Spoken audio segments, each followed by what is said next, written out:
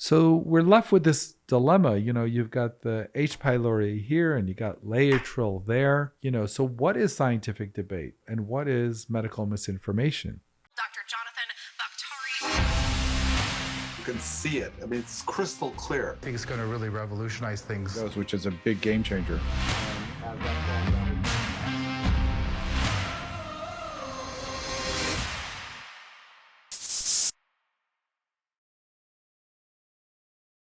So welcome to another episode of Bakhtari MD. Today we're going to be talking about a touchy subject. I know this is on the internet and people are talking about it, but this idea of medical misinformation hurting people, which we don't want. And how do we sort that out? I mean, how do we figure out what is medical misinformation and what is true scientific debate? Now, I can just tell you from my own career, what I learned in medicine 20 years ago. A lot of it is the same, but a lot of it has changed. And I'm going to give you some examples of that, how things that we thought were dogma 10, 20, 30 years ago are not the case. And at a certain point, someone had to challenge that dogma. So we need to come up with a forum that people can challenge dogma, but they need to challenge it with additional science and not just hyperbole or just anecdotes, but to challenge it in a way that requires a response. So I think the best way I can kind of navigate this whole topic is to give you some examples of both, give you examples of scientific debate that was maybe not squashed, but certainly resisted, and then give you an example of really medical misinformation that, potentially hurt people. So let's look at that and then come back and see if this helps us understand the problem at least. So the first thing I want to talk about is the history of stomach ulcers and gastritis. I have an amazing poster child case about the cause of ulcers. And, throughout the 50s, 60s, and 70s, most ulcers and gastritis were thought to be caused by lifestyle issues such as diet and stress and potentially acid. And this was the dogma. And this led to a lot of people being ineffectively treated. And it was essentially on some levels often a chronic illness that they had to battle.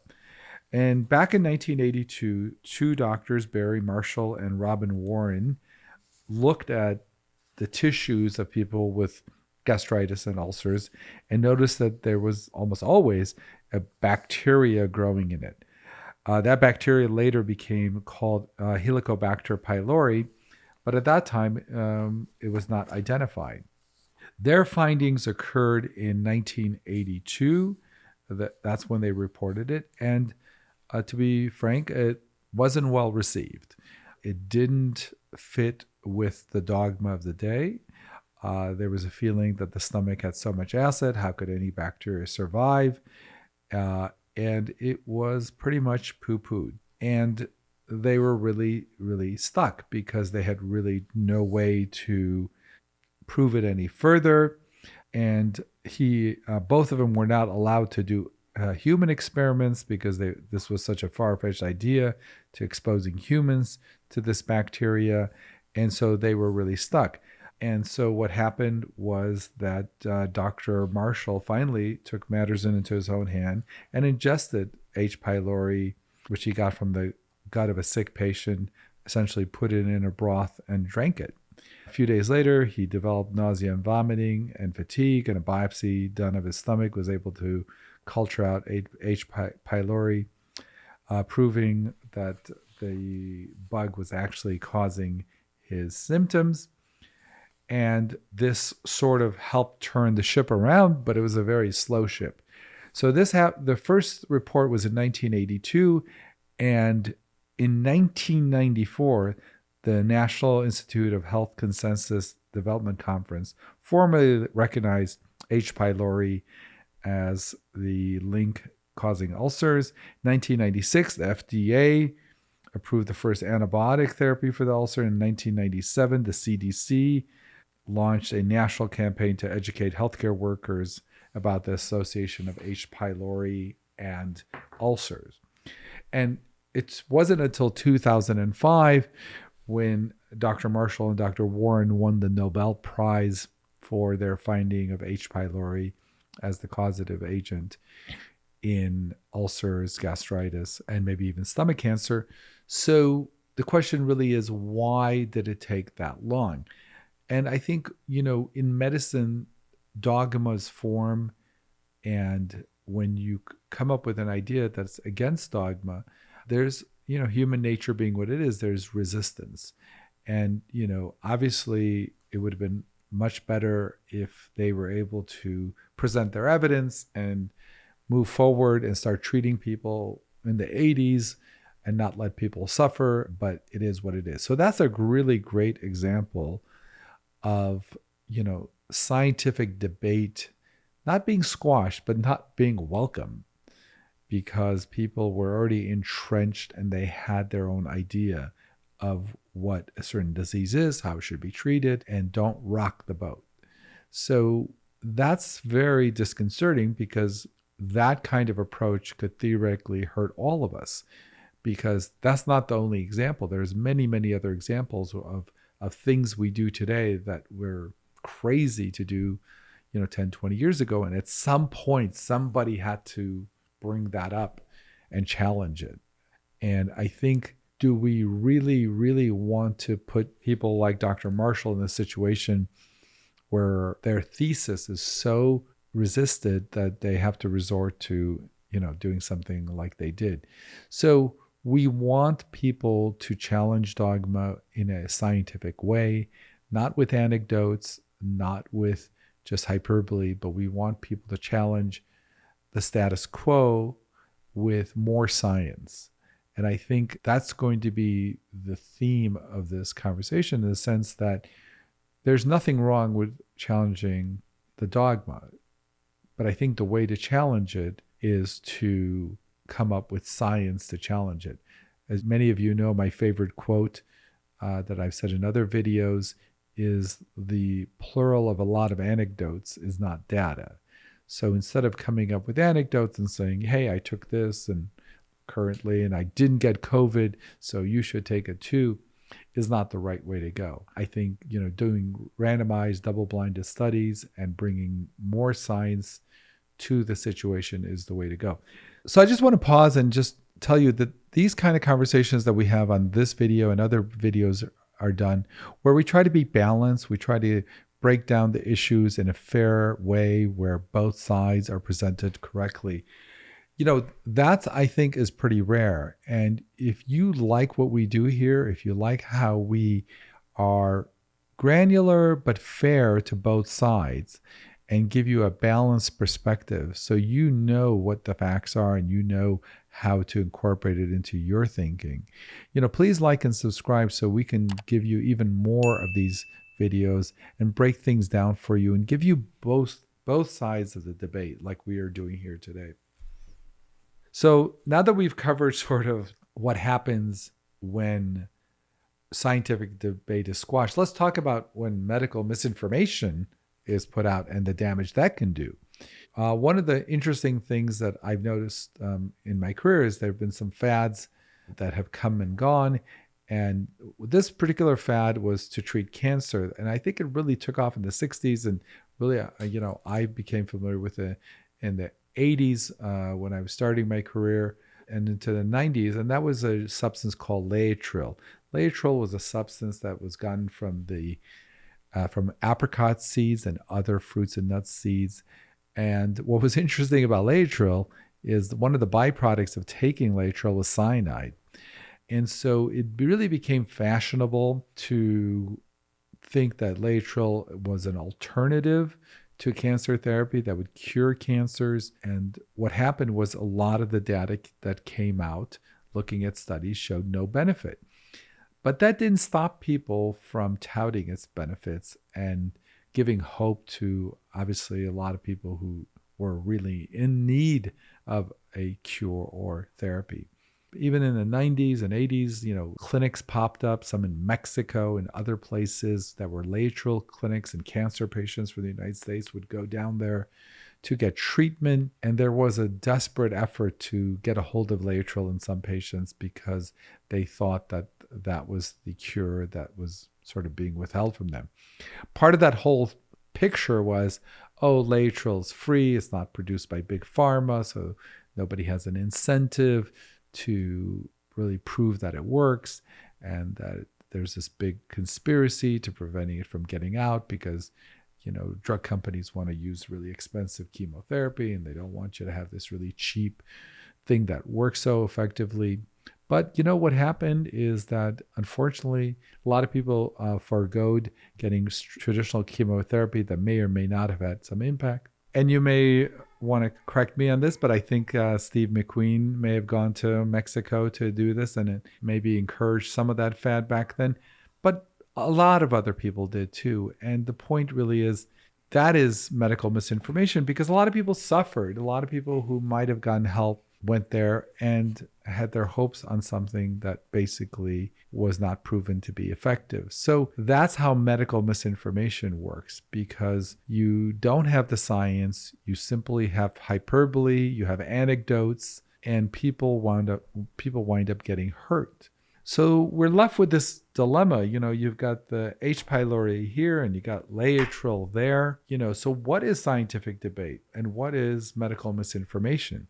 And I think that's a really, really important difference. Before we even go into that, I want to talk to you about other things that I've seen change in my career that challenge dogma.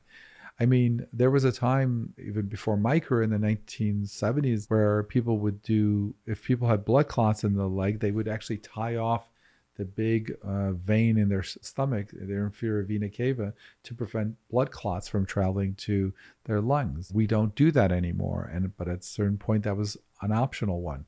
When you look at tonsillectomies in the 60s, 70s, and 80s, for pediatric cases of recurrent pharyngitis or sore throats, it was at an extremely high rate. Back in the 60s, and 70s, many children got their tonsils taken up, and we now know unnecessarily. We look at the rate of C-sections and how it peaked. There was data that maybe some of those C-sections were not necessary. Look at the rate of back surgeries, for example, in people with chronic back issues, and the data comes out later that some of those surgeries are unnecessary because they don't change the course. You look at, whether, what group should have mammograms and how effective is it in certain age groups. And if you're 40 to 50 and 50 and higher, a lot of that has changed and evolved. So we can never say well, this is it and this is the way it's going to be.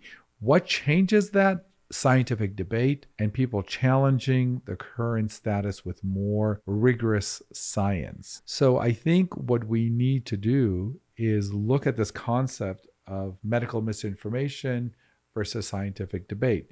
And the way we can sort it out is, if we think something is wrong, let's put our, pedal to the metal and prove it wrong by rigorous scientific research.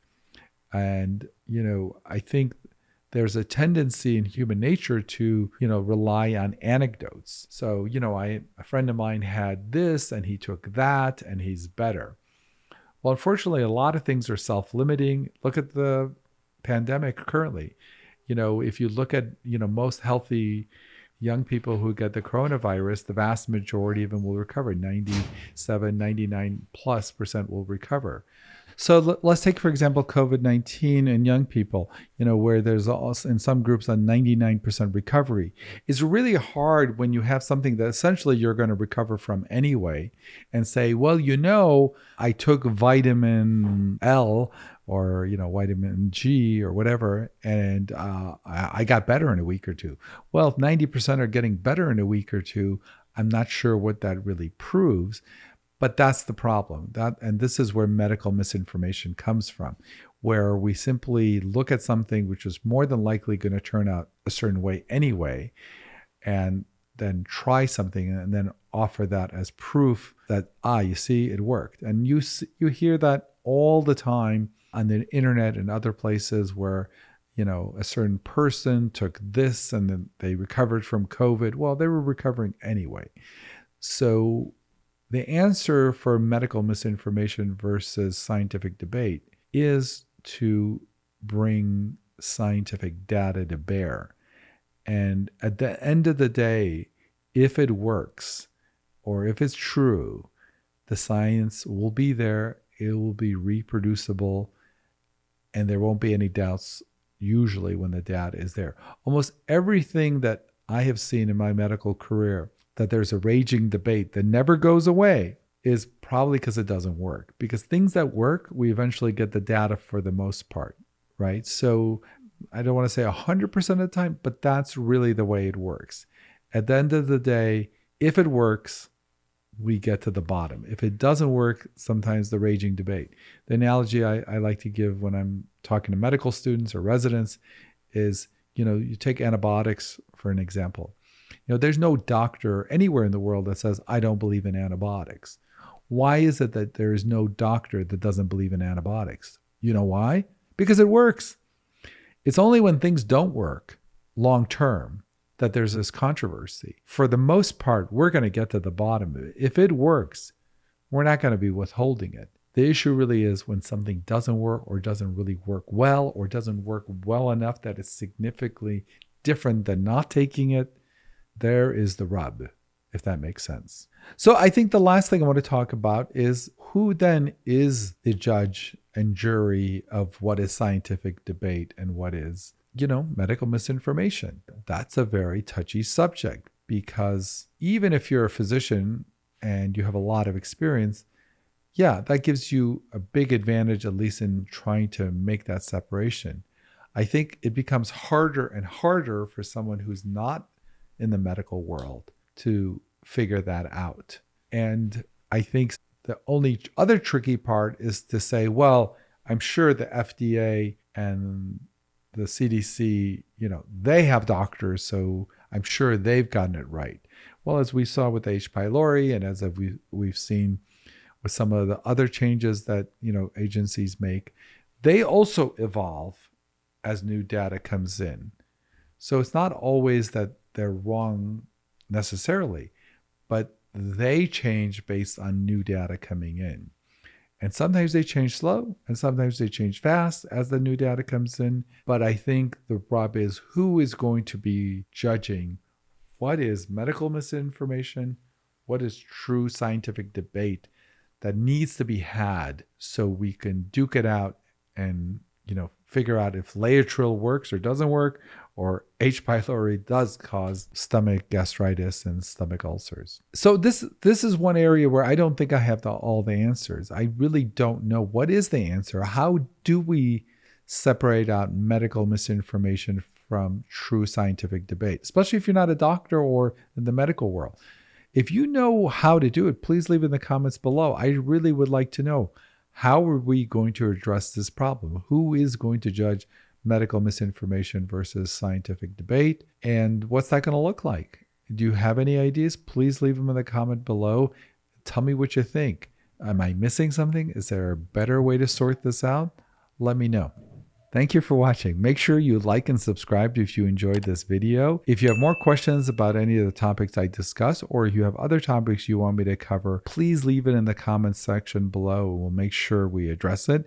Also, please check out my website, Bakhtari MD, where you can sign up for my newsletter and get additional information about COVID and healthcare.